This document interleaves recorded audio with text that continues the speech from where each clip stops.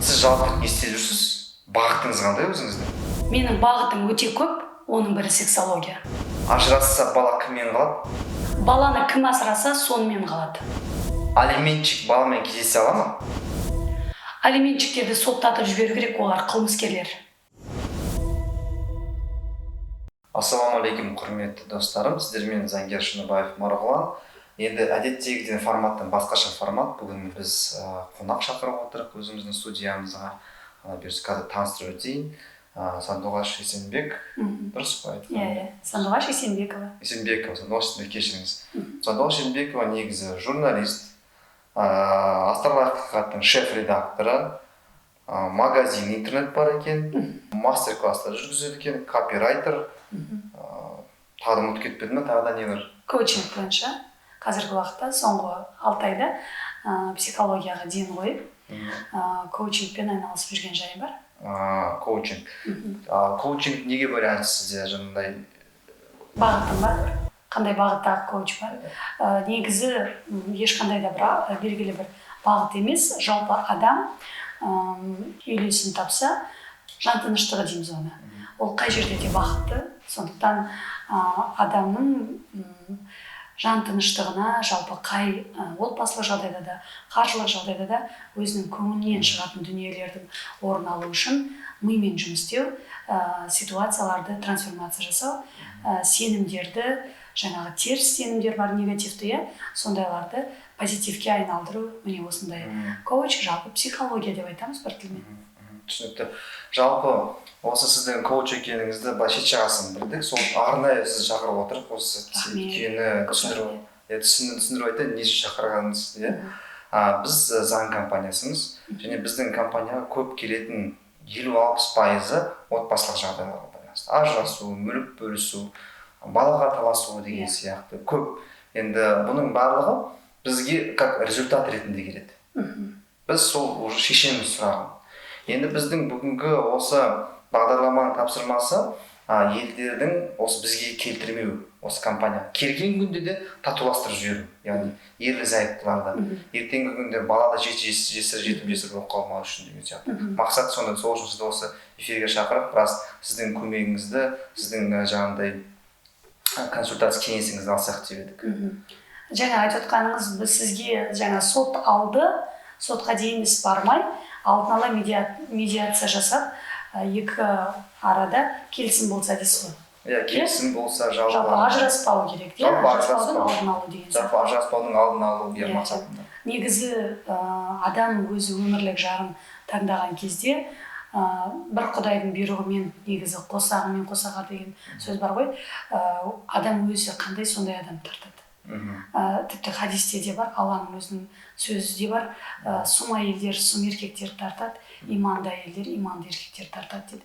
Сондықтан шапалақ бір қолдан шықпайды, екі алақаннан шығады, екі жақта да міндетті түрде қателік бар деген сөз. Оған еш күмәнім жоқ, өйткені өзім жалпы психологияны зерттеп жүргеніме 6 жыл болды, және телеарнадағы дәл осы әлеуметтік тақырыпты қозғап жүргеніме 6 жыл болды. 6 жыл болды. Менде тек қана теория емес, бүгінгі таңда практикада бар, өйткені телеарнадағы Астарлы ақиқат бағдарламасында әрбір 99% біз қозғап атқан проблемалардың 99% ол сол отбасылық жағдай. Иә, олардың алдын алу үшін, енді сұрағыңызға оралайын, алдын алу үшін ол мынандай бағыт бар, және мынау бойынша жүріңдер деген қатып қалған ереже жоқ.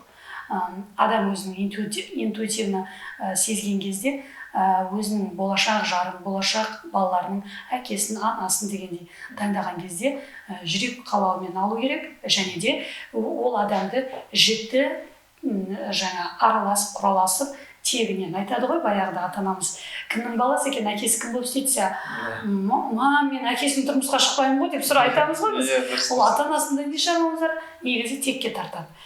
90% бала ол өзінің қанына тартып тұрады.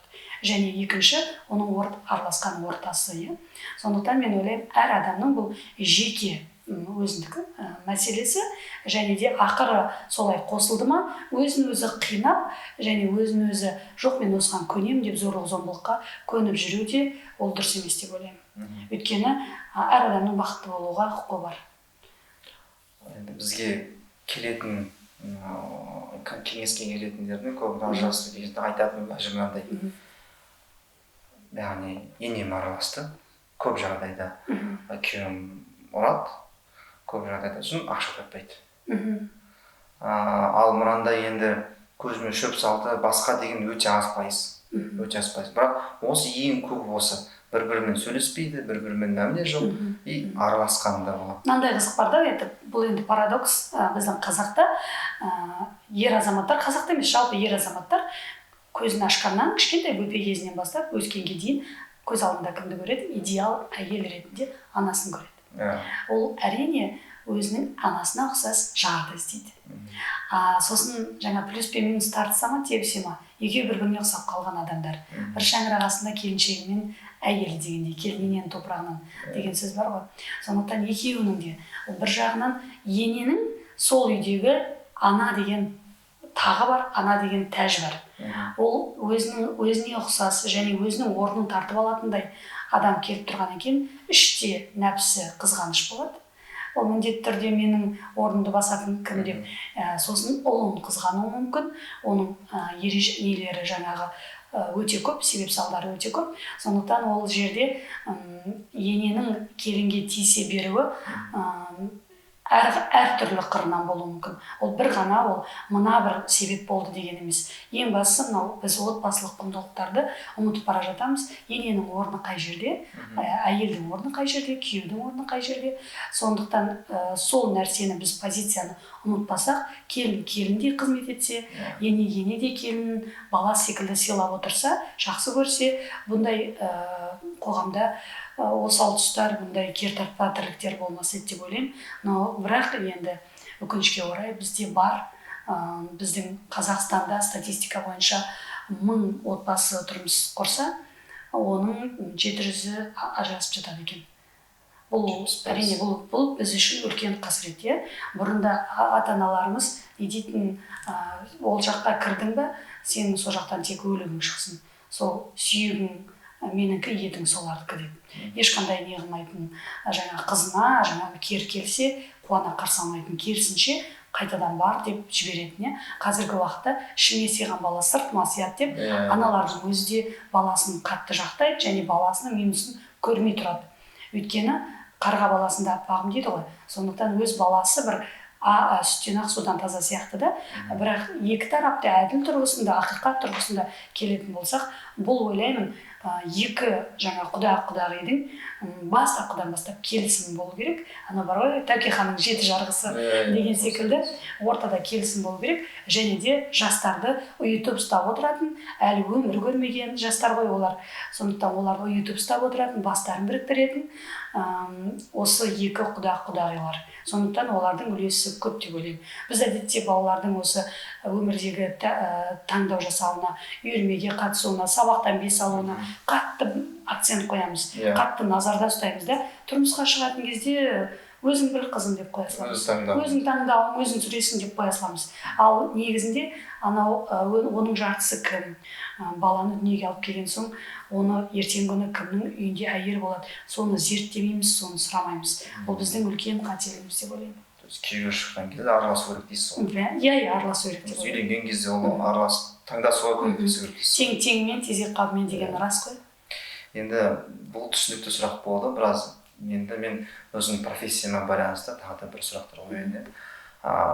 Бізге келген адамдарға біз әрине айтамыз, центр поддержки семьи деген психологиялық центр бар, сол жаққа бар дейміз. Мүмкін екеулерің татуласасыздар деген, өйткені ол жақта имани, жаңағындай рухани білімі бар және психологиялық білімі бар мамандары да бар да, сондықтан сол жаққа жіберетінбіз алдындары. Көп отбасылар бізге келіп, кеңес бергеннен сол жаққа барып, қосылып жатқан түрлері бар. Өйткені ол жақта психологиялық көмек көрсетеді. Иә, психологиялық көмек көрсетеді. Отбасы құндылықтарын түсіндіретін шығар. Иә, күйеуімен бөлек сөйлеседі екен, әйелімен бөлек сөйлеседі екен. Одан кейін бәрін қосып тағы да бір сөйлесіп, соның ортақ бір проблеманы табады екен да ішінен. Ішінен проблеманы тауып, осылай ажыраспаудың, жаңағындай ажырасуға әкелмеудің алдын табады екен да. Сондықтан бұл екеуінің ортасында мәмілеге байланысты ғой.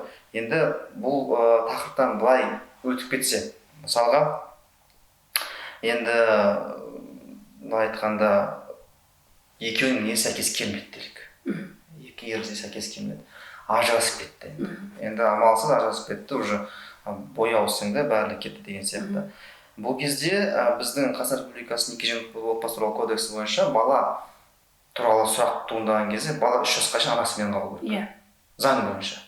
Одан кейін баланың 10 жастан кейінгі таңдау құқығы бар. Яғни әкесі айтуы мүмкін, мен баламды өзіме асырағым келеді. 10 жастан кейін таңдау бойынша, баланың таңдауы бойынша әкесіне тұру мүмкін. Болмаса, шешесі мысалы егер шешесімен қалса, ішімдікке салынып кетсе, наркодиспансерде бір тізімде тұратын болса, дұрыс емес өмір жаңағыдай дискотека, басқа деген сияқты ішімдік ішетін болса, онда соның бәрін дәлелдеп әкесіне беруі мүмкін. Тұрғылықты жер анықтауы мүмкін да.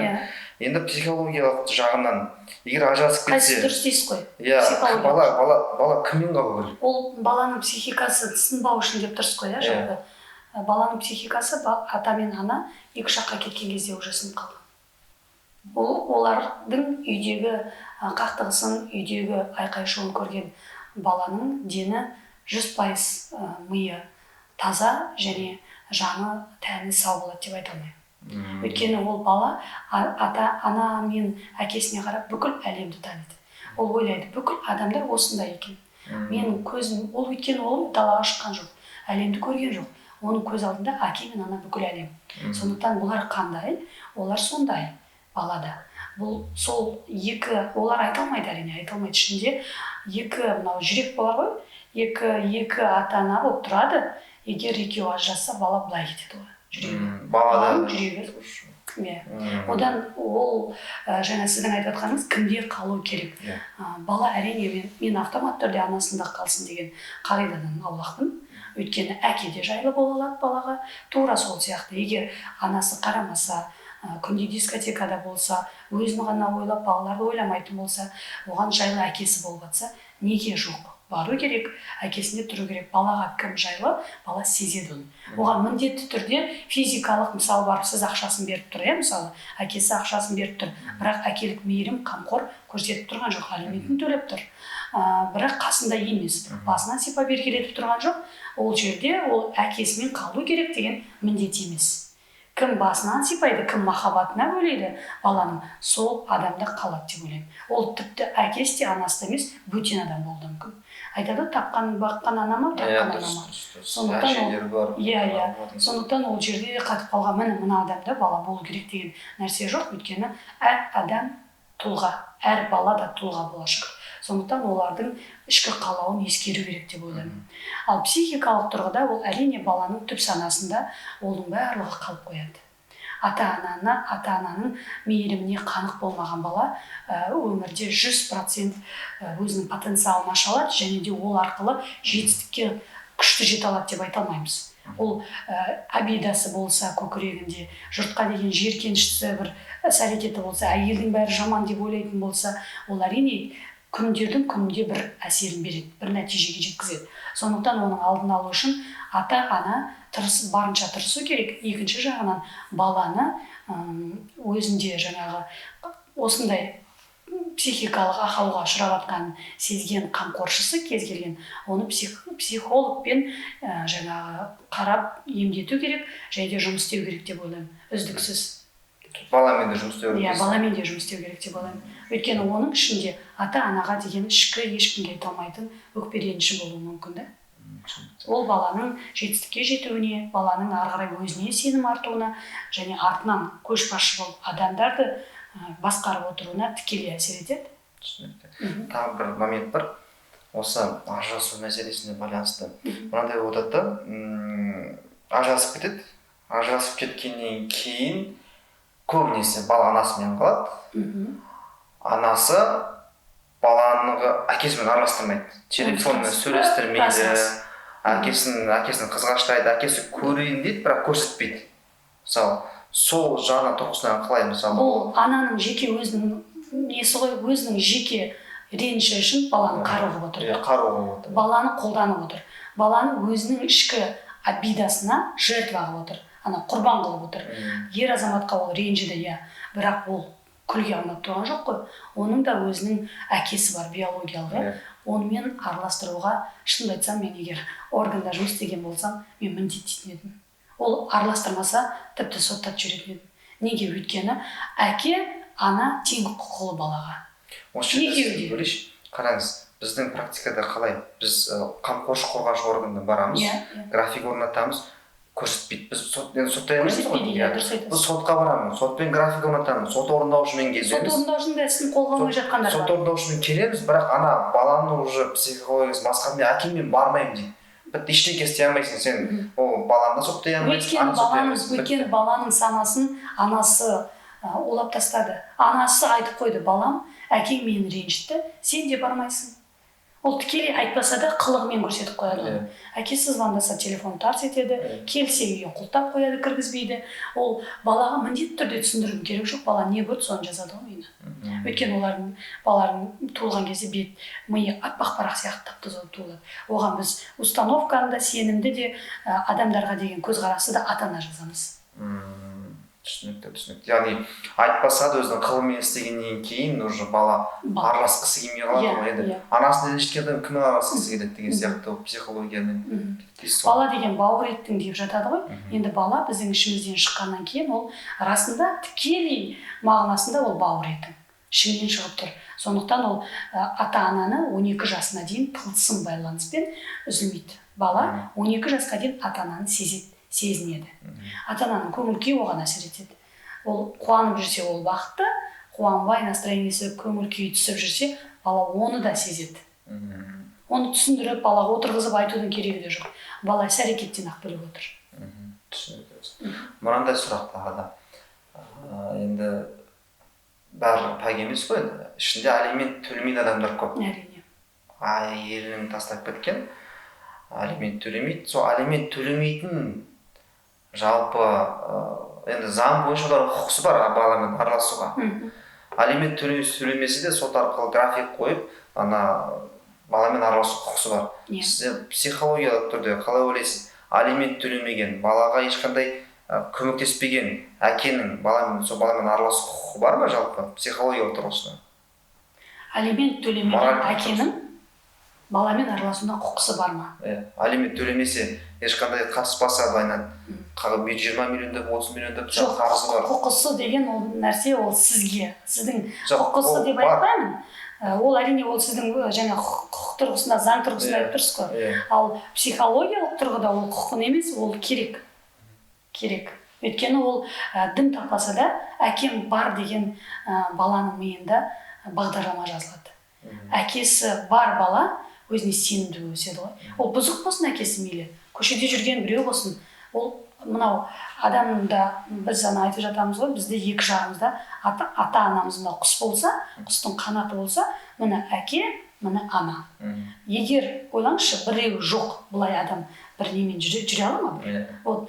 Тура сол сияқты отбасымыз толық, отбасымыз бақытты болмаса да екеуі де тірі. Ата-ана тірі. Бір-бірін көріп жүр, балалар көріп жүр дегендей, бұның өзі едәуір баланың тәрбиесіне және де психикасына, түп санасына өте көп көмектеседі. Оның болашақта өзін қалыптастыруына көмегі көп болады.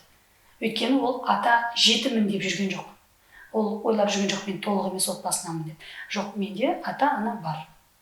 Бұл жерде дұрыс айтасыз, құқықтар біз жауап береміз, біз айтып отырмын. Ал алимент төлеу деген ол әкенің жеке міндеті. Бірақ алимент төлеген кезде көп ситуация мынандай болады, жаңағындай ажырасып кетеді, оның әйелі баланы көрсетпейді, баланы көрсетпегеннен кейін әкесі қырсықтанады, мен баланы көрсетпесем мен алимент төлемеймін дейді. Анау әкесі анасын ұқпайды, анасы әкесін ұқпайды, сонымен екеуінде конфликт былай да жоқ. Алимент төлемей анау кетеді, ана көрсетпей баланы былай кетеді. Сонымен былай айтқанда ортада бала зардап шегеді. Рас, онысы негізі әке мен ана соны ескеру керек та, өйткені олар саналы адамдар. Ал бала қорғансыз.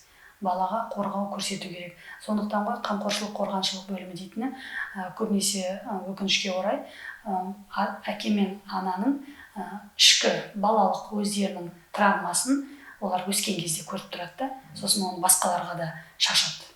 Түсінікті. Білім жетіспейді. Біраз информация алдық, сіздің үлкен рахмет сізге. Енді былай айтқанда, егер осындай тығырыққа ұшыраса, мысалға осындай ситуация әртүрлі болады ғой, мысалға бір ситуация болған кезде араға заңгерге жүгіне бермейді ғой. Әрине. Мысалы үйде кикілжің болды, ұрысып қалады. Менің ситуация мынандай болды. Бір рет телефон шығады. Теле дауысын біліп жас келіншек екен. Телефонмен ажырасайын деп едім дейді. Сосын ажыраса түнгі 12 ма сондай. Дәрігер ажырасқың келіп тұр ма дедім. Сосын өзі түсінбей қалды. Дәрігер ажырасқың келіп тұрса онда кел. Мен қазір ажырастырып беремін. Қазір ажырастырып беремін деді ана кісі. Ойланып қалды. Не болған десем, осы айттым, сөйлестің ба, күйеуіңмен сөйлестің ба, анаңмен сөйлестің ба? Жоқ, сөйлескен жоқ. Сөйлесесің, аналардың ойын тыңдайсың, одан кейін маған қайта звондайсың дедім. Содан кейін қайта звондаған жоқ маған. Звондаған жоқ. Енді түрлі ситуация болды ғой. Сондықтан ашумен хабарласпауымыз эмоциямен хабарласып тұр ғой. Сондықтан осылардың алдын алу үшін сізге хабарласса, егер мысалға сізді астына телефоныңызды қалдырсақ, Instagram страницаны қалдырсақ, парақшаңызды қалдырсақ, онда сіз осындай жағдайда көмектесе аласыз ба мысалы? Әрине. Енді мен тіпті көмектесіп бастарын қосып жіберемін деп Құдай ғой оның барлығын жасайтын. Мен Құдай емеспін ғой. Сондықтан мен әрекет жасап көремін. Ондай адамдар өте көп болды менде. Мен өзім жеке коучингпен, психологиямен айналысып жүргендіктен осы орайда айта кетейін. Психология негізі былай марафон сияқты курс қылып үлкен аудиторияны жинап өткізетіндей нәрсе емес негізі. Психология деген ол жеке индивидуальный нәрсе. Әркімнің өз тараканы бар дегендей. Сондықтан жеке қабылдау, жеке психологқа барған өте ұтымды. Сіз одан да бірнеше айлап марафонға қатысқанша. Негізі.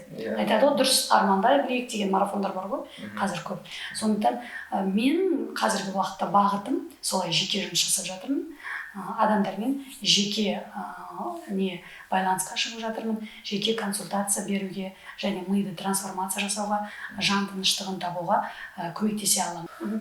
Үлкен рахмет, осындай жақсы кеңес бердіңіз. Көп рахмет сізге. Сондықтан енді бізбен болған осы эфирде Сағындуғаш Есенбекқызы, дұрыс қой? Иә, Сағындуғаш Есенбекова. Сондықтан егер жаңағыдай отбасында кикілжің болса, ажырасуға дейін әкелетін ситуация болса, осы кісіге хабарлассаңыз болады. Міндетті түрде астында Instagram парақшасы мен телефон нөмірін қалдырамыз, хабарлассаңыз болады. Енді келесі эфирде кездескенше сау саламатта болыңыздар. Рахмет сізге, сау болыңыздар.